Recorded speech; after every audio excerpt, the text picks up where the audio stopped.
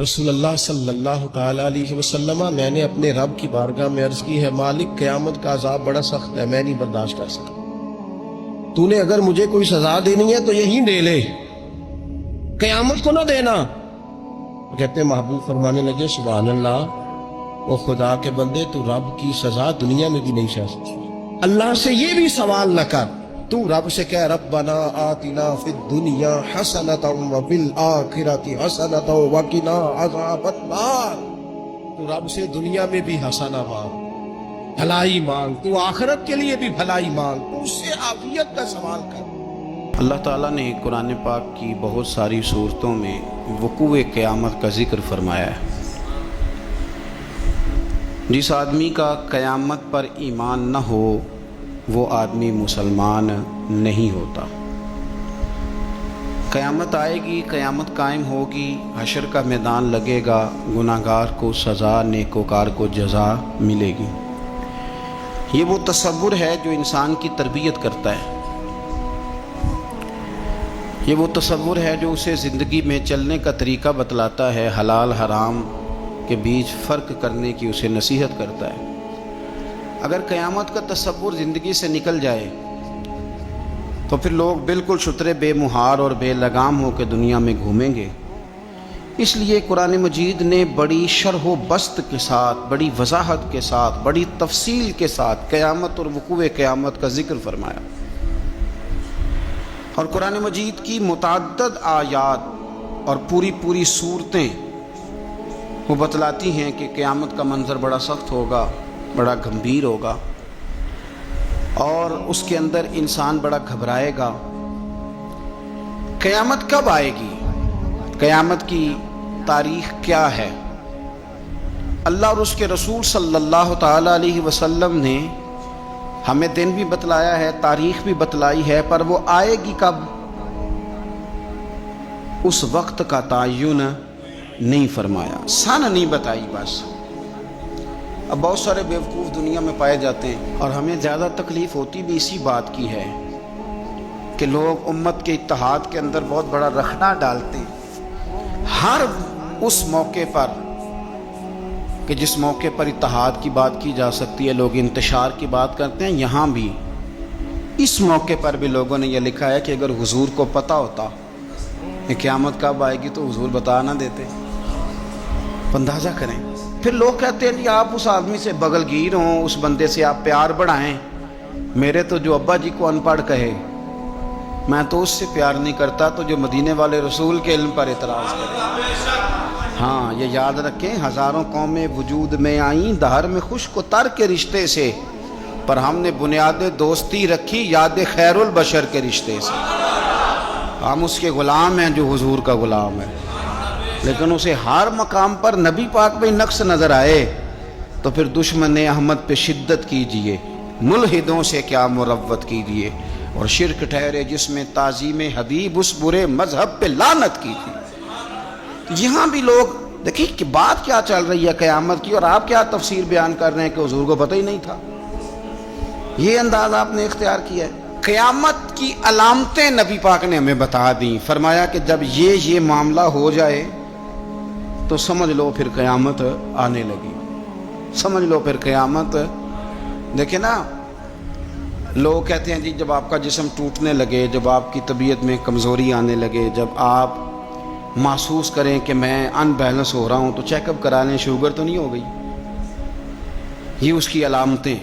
جب آپ کے جسم میں تپش بڑھ گئی، آپ کے معدے کا نظام ڈسٹرب ہو گیا، آپ کے ہاتھ پیر جلنے لگے، تو اب آپ نہ ٹیسٹ کرائیں کہ آپ کو ہیپاٹائٹس تو نہیں ہو گیا۔ تو کسی بھی چیز کے آنے سے پہلے اس کی کچھ علامتیں ہوتی ہیں۔ تو ہمارے رسول پاک علیہ السلام نے ہمیں کچھ نشانیاں بتا دی قیامت کی، فرمایا ان نشانیوں پر غور کرو، جب یہ چیزیں آئیں پھر تمہیں نے انتظار کرنا ہے، پھر قیامت آئے گی، پھر تارے جھڑیں گے، چاند ٹوٹے گا، زلزلہ آئے گا۔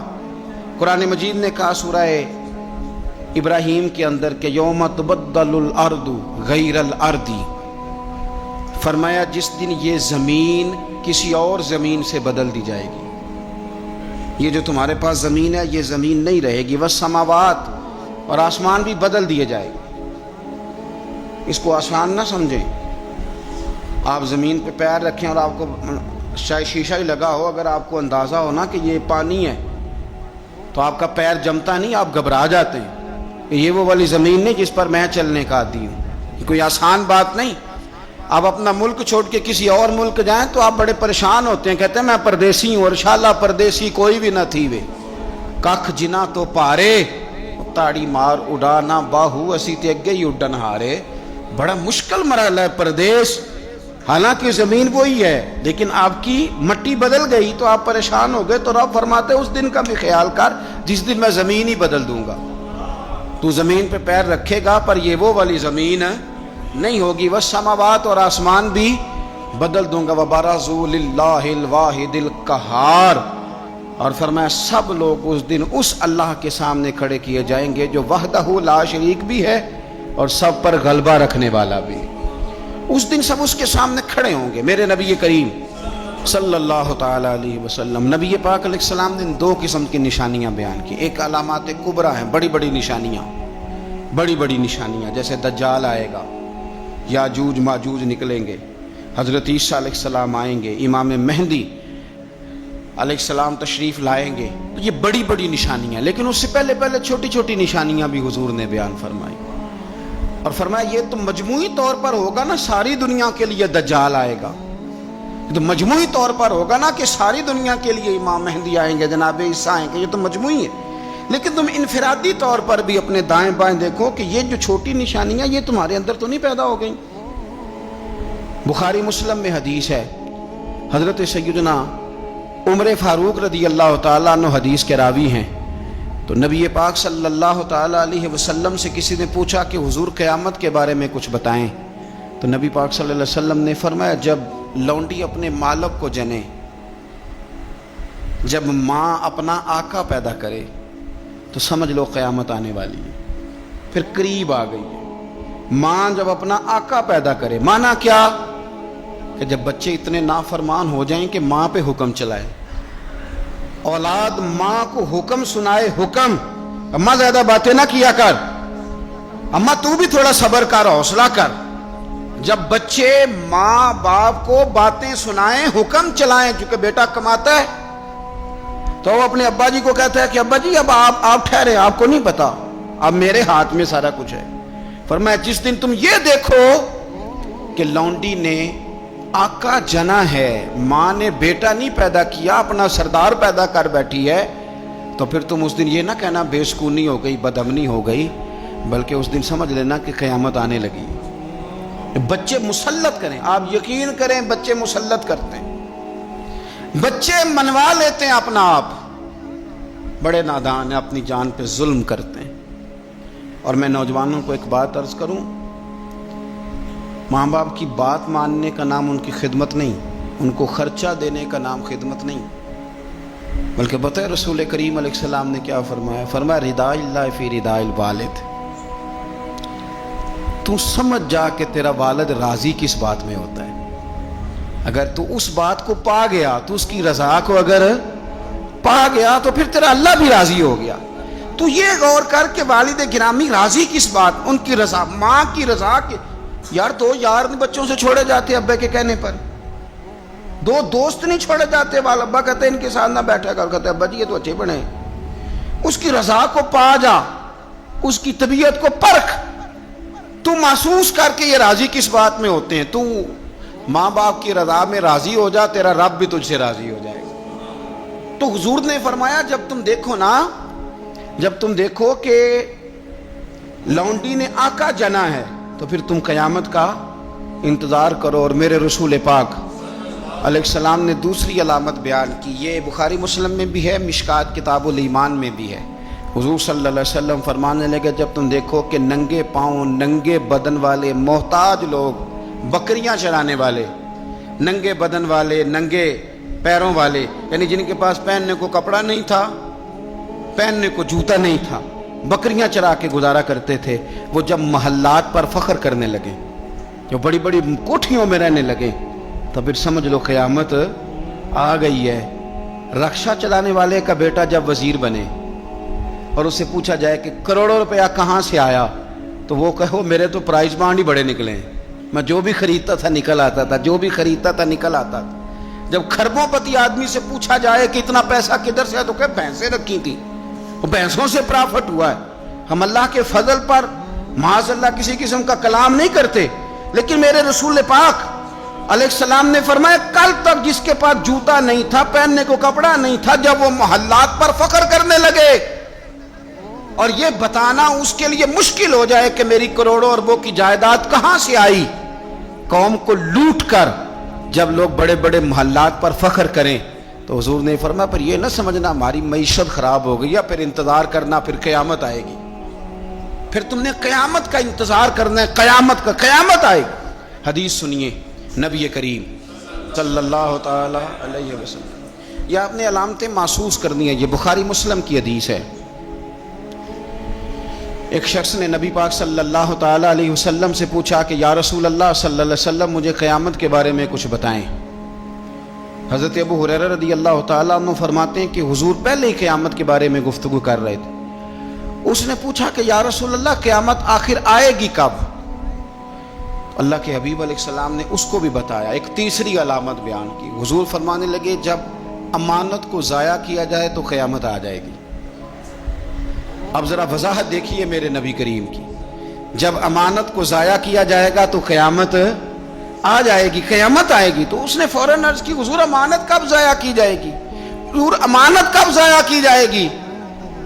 تو نبی پاک صلی اللہ علیہ وسلم نے فرمایا جب امانت نااہل کے سپرد کر دی جائے، جب کرسی پہ وہ بندہ بٹھا دیا جائے جو اس کا اہل نہیں ہے تو قیامت آئے گی۔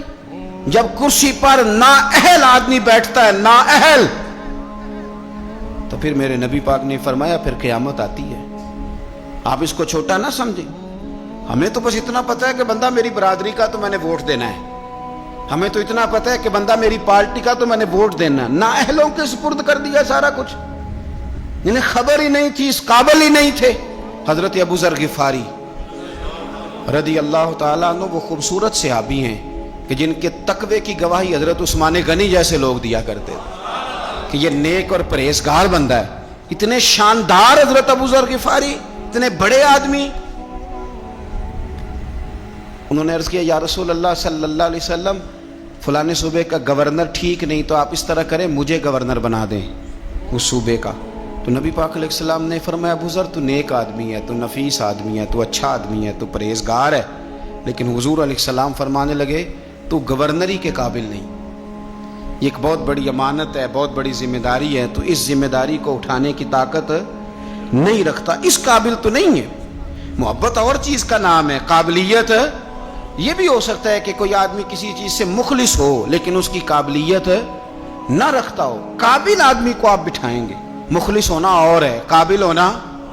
ایک آدمی آپ سے بڑا پیار کرتا ہے پر وہ ڈاکٹر نہیں، تو دوائی اس سے لیں گے کہ ڈاکٹر سے لیں گے؟ تو آپ کہیں ڈاکٹر تو میرا واقف ہی نہیں، میں نے تو یہ پیار بڑا کرتا ہے دوائی اسی سے لینی ہے۔ بھئی محبت اور چیز ہے، قابلیت ہم نااہلوں کے سپرد مانتے کرتے ہیں، یہ مان جانا چاہیے ہمیں۔ ملا رومی نے ایک بڑی خوبصورت بات لکھی ہے، بڑی خوبصورت، اور فرماتے ہیں ایک بادشاہ نے باز رکھا ہوا تھا، باز بڑا تنگ تھا بادشاہ سے، تو باز جو ہوتا ہے نا اس کے ناخن بڑے ہوتے ہیں، اس کے پر بھی بڑے ہوتے ہیں، اس لیے کہ اس نے پنجوں کے ساتھ اپنا شکار پکڑنا ہوتا ہے، پروں کے ساتھ پکڑنا ہوتا ہے، تو اس کے ناخن بھی بڑے بڑے تھے، پر بھی بڑے بڑے تھے، پر وہ بادشاہ سے تنگ بڑا تھا کہ یہ جو ہے اس نے مجھے قید کیا ہوا ہے۔ ایک دن پنجرا کھلا تھا تو باز اڑ گیا، ایک بوڑھی اماں کے گھر چلا گیا، بوڑھی نے بڑا پیار کیا، پہلے تو تھپکی دی، پھر چوری کھلائی، پھر بڑی محبت کری، باز اسے بڑا راضی ہوا، اس نے کہا یہ اماں ٹھیک ہے، قید تو نہیں نہ کرتی، چوریاں بھی کھلاتی ہے، پیار بھی بڑا کرتی ہے۔ تو اماں ایک دن کہنے لگی کتنا بیوقوف تھا بادشاہ جس کے پاس تو رہتا تھا، تیرے نہ کبھی ناخن کاٹے نہ تیرے بال کاٹے۔ اس نے اس طرح پکڑا اور پہلے اس کے ناخن اتارے، بڑا چیخا، بڑا چلایا کہ میرا تو کمال ہی میرے ناخنوں میں ہے، انہیں کاٹ ڈالے، پھر اس نے کینچی لی اور اس کے پر کاٹے، کیونکہ دیکھو کتنا برا حال کیا ہوا ہے۔ اب وہ نہ شکار پکڑنے کے قابل رہا نہ اڑنے کے قابل رہا، حالانکہ اماں نے کیا پیار ہی ہے، لیکن وہ پیار کر سکتی تھی، باز رکھ سکتی، اس کو رکھنے کے لیے کچھ صلاحیتیں، کچھ خوبیاں چاہیے۔ بادشاہ ڈھونڈتے ڈھونڈتے اس کے گھر آگے آ کے دیکھا تو اس کا برا حال ہے. اس کے قریب آیا تو وہ باز رونے لگا تو کہنے لگا مجھے واپس لے چل، تیری قید ہی مجھے اچھی ہے. تو اس نے کہا تو یہاں کیوں پڑا؟ کہنے لگا یہ پیار بڑا کرتی تھی لیکن اسے پیار کرنا آتا ہے پر باز رکھنا نہیں آتا. جو باز رکھنے کا انداز ہے وہ اور ہے، پیار کرنے کا رنگ اور ہے. ہمارے ہاں لوگ کہتے ہیں بندہ اچھا بڑا ہے، میں کہتا ہوں اچھا ہونا اور بات ہے اور کسی عہدے کے قابل ہونا اور ہے، اور بات ہے. تو جب نااہل کے ذمے کام لگائے جاتے ہیں تو پھر کیا ہوتا ہے؟ پھر قیامت آتی ہے. نااہلوں کے ذمے 6 نشانیاں حضور نے اور بیان کی بخاری مسلم میں. نبی پاک صلی اللہ تعالی علیہ وسلم نے فرمایا جب علم اٹھا لیا جائے گا اور جہالت کی کثرت ہو جائے گی. اور تیسرا فرمایا جب زنا کاری بہت زیادہ ہونے لگے گی. چوتھے نمبر پہ فرمایا جب شراب عام ہو جائے گی. اور 5ویں نمبر پر فرمایا جب مردوں کی تعداد کم ہو جائے اور عورتوں کی زیادہ ہو جائے. اور 6 نمبر پہ فرمایا جب تم دیکھو کہ 50 عورتوں کی سرپرستی کرنے والا ایک مرد ہے، ان کی نگہبانی کرنے والا ایک ہے، ایک مرد ہے 50 عورتیں. جب یہ 6 علامتیں آئیں تو سمجھ لو قیامت آنے والی. علم اٹھا لیا جائے گا. علم کیسے اٹھتا ہے؟ علماء جب چلے جاتے ہیں اور پیچھے نئے علماء تیار نہیں ہوتے تو پھر علم اٹھ جاتا ہے. بہت سارے ضلعوں کے ضلع ایسے ہیں جہاں عالم نہیں ملتا، سکھا آدمی نہیں ملتا. ضلعوں کے ضلع. ہمیں شوق ہی نہیں کہ ہمارا بچہ عالم بنے، ہمارا مزاج ہی نہیں. اور علم کی بات ہم سنتے بھی نہیں، نہ ان لوگوں کے قریب بیٹھنا، ان سے کچھ لینا ہمارا مزاج ہوتا ہے جو علم کے معاملے میں رسوخ رکھتے ہیں. ہمارا مزاج نہیں. علم اٹھتا جا رہا ہے. آپ یقین کریں کہ فتویٰ لینے کے لیے سکھا آدمی نہیں ملتا اور ہم اپنے بچوں کو اس فیلڈ میں لانے کو تیار نہیں. میرے حضور نے فرمایا جب زنا بڑھنے لگے، کیسے کہوں کہ عالمی اعداد و شمار کہتے ہیں پاکستان میں زنا تیزی سے سستا ہوتا جا رہا ہے، زنا کرنا آسان ہو رہا ہے. شرابیں فخر کے طور پر پی جاتی ہیں. وہ کہتے ہیں جی یہ چودھریوں کی شادی ہے، وڈیروں کی شادی ہے، اس پہ شراب نہ آئے تو شادی کیسے آگے بڑھے گی؟ یاد رکھیں ہمارے صوفیاء کہتے ہیں، بزرگ کہتے ہیں کہ شراب پیشاب سے بھی زیادہ پلید چیز کا نام، اس سے بھی زیادہ پلید ہے یہ. تو اپنے تصورات کو سمجھیں. جب عام ہو جائے یہ کام، عام، جب جہازوں کے اندر انٹرنیشنل فلائٹس کے اندر شراب عام ملے، جب آپ کے ملک کے اندر 14 کمپنیاں رجسٹرڈ ہوں جن کو اجازت ملی گئی ہو کہ آپ شراب بنا سکتے ہیں، بیچ سکتے ہیں، تو پھر حضور نے فرمایا قیامت کا انتظار کرنا. میرے رسول پاک علیہ السلام نے فرمایا، ابو داؤد شریف کی حدیث ہے، حضرت سلمہ بنت حران ایک صحابی ہیں، وہ فرماتی ہیں کہ نبی پاک صلی اللہ تعالی علیہ وسلم نے فرمایا کہ قیامت کے قریب نہ لوگوں کو مسجد کے لیے امام نہیں ملے گا. لوگ ایک دوسرے کو دھکا دیں گے کہ نماز پڑھاؤ، نماز پڑھاؤ. کہاں ملتے ہیں ائمہ مساجد؟ پہلے تو امام کی تنخواہ اتنی زیادہ ہے کہ کوئی امام لگنے کو تیار ہی نہیں. اور اگر خیر سے کہیں کوئی امام لگ جائے تو پھر یہ کہ اگر 25 نمازی ہیں نا تو 25 کی الگ الگ بولی ہے، الگ الگ رویہ، الگ الگ سوچ ہے. امام بیچارے نے 25 کے معیار پہ پورا اترنا ہے، 25 کے معیار. اگر ایک کے معیار پہ بھی پورا نہیں اترا تو وہ کل بھی فارغ ہے اور آج بھی وہ فارغ ہے، چھٹی ہے اس کی. 25 بندوں کے معیار پہ آپ نے پورا اترنا ہے. ایک کہتا ہے کہ مولوی صاحب صبح فجر کی نماز ہی تو مزیدار ہوتی ہے، تو قرآن شریف زیادہ پڑھا کریں، دل کر رہا ہے سننے کو، کہیں جانا ہے. تو دوسرا کہہ رہا ہے حضرت صاحب ڈیوٹی بھی کرنی ہے، مہربانی فرمائیں نماز ذرا چھوٹی پڑھائیں. اب اگر اس کی مانے گا تو یہ ناراض ہو جائے گا، اگر اس کی مانے گا تو وہ ناراض ہو جائے گا. اور امام صاحب پہ حکم بڑی پابندی سے لوگوں کا چلتا ہے. بڑی میرے سے آ کے مسئلے پوچھتے ہیں، کہتے ہیں جی وہ ہمارا جو امام ہے نا جی وہ گھٹنے نہیں صحیح لگاتا. میں نے کہا جب تک میں دیکھ نہیں لیتا اس کے گھٹنے صحیح لگتے ہیں کہ نہیں، میں نے فتویٰ کوئی نہیں دینا، پہلے دیکھ لو. حالت خستہ ہوتی جا رہی. مساجد کے اندر ڈیوٹیاں کرنے والے لوگوں کی تعداد تیزی سے کم. اور میں بڑی معذرت کے ساتھ عرض کروں گا، یہ مصلی رسول ہے. ایک مصلی پہ امام کھڑا ہوتا ہے، یہ مصلی ہے. اور جب امام یہ دیکھنے لگتا ہے نا کہ مجھے اس کے عوض ملتا کیا ہے، کتنے میں بک سکتا ہے میرا مصلی، تو پھر وہ امامت نہیں کرا سکتا. پھر اس کو چاہیے تھا وہ کاروبار کرتا. تیرے لیے اتنی تنخواہ بہت زیادہ ہے کہ تجھے مصطفیٰ کا مصلی نصیب ہو گیا. تیرے لیے یہ چھوٹا اعزاز ہے کہ تو وہاں کھڑا ہے جہاں مدینے والے رسول کھڑے ہوا کرتے تھے. اور تو تلاش کرتا پھرتا ہے کہ کہیں 2000 زیادہ ملے تو ادھر چلا جاؤں، تو یہ بھی قباحت ہے جس کی وجہ سے لوگوں کو آئمہ مساجد نصیب نہیں ہوں گے۔ یہ قیامت کی نشانی میرے رسول پاک صلی اللہ تعالی علیہ وسلم، دیکھیں حضور نے بیان فرمایا، قیامت کی نشانی حضور نے بیان۔ نبی پاک صلی اللہ تعالی علیہ وآلہ وسلم نے ارشاد فرمایا، حضرت ابو موسیٰ اشعری رضی اللہ تعالیٰ عنہ راوی ہیں، حدیث مشکات میں بھی ہے، ابو داؤد شریف میں بھی ہے۔ نبی پاک علیہ الصلوۃ والسلام فرمانے لگے قیامت کے قریب اس طرح اندھیری رات میں کوئی چیز گرتی ہے، ٹکڑے برستے ہیں تو پتہ نہیں نہ چلتا اندھیرے کی وجہ سے، اس طرح فرمایا تمہاری چھتوں پہ فتنے برسیں گے، فتنے۔ اور حضور فرماتے ہیں ان فتنوں کے زمانے میں بندہ صبح مومن ہوگا، شام کو کافر ہو جائے گا، اور شام کو کافر ہوگا، صبح مومن ہو جائے گا، صبح مومن ہوگا، شام کو کافر ہو جائے گا، اس کی کیفیت بدلے گی۔ اور حضور علیہ الصلوۃ والسلام فرمانے لگے اس زمانے میں جو آدمی چل رہا ہوگا نا، اس سے وہ بندہ بہتر ہوگا جو بیٹھا ہوا ہے۔ اور حضور فرمانے لگے اس زمانے میں جو آدمی دوڑ رہا ہوگا اس سے وہ بہتر ہوگا جو آہستہ آہستہ چل رہا۔ فتنوں کے زمانے میں فتنے چھتوں پر برسیں گے، بندہ صبح مومن ہوگا، شام کو کافر ہوگا، شام کو مومن ہوگا تو صبح کافر ہو جائے۔ اس تیزی کے ساتھ فتنے برسیں گے کہ ایمان لے جائیں گے۔ اے اللہ ہماری اولادوں کی حفاظت فرما، اللہ ہم کمزور ہیں، فتنوں کے زمانے میں ہمارے ایمان کو محفوظ کر، اللہ ہمارے حال پہ رحم فرما۔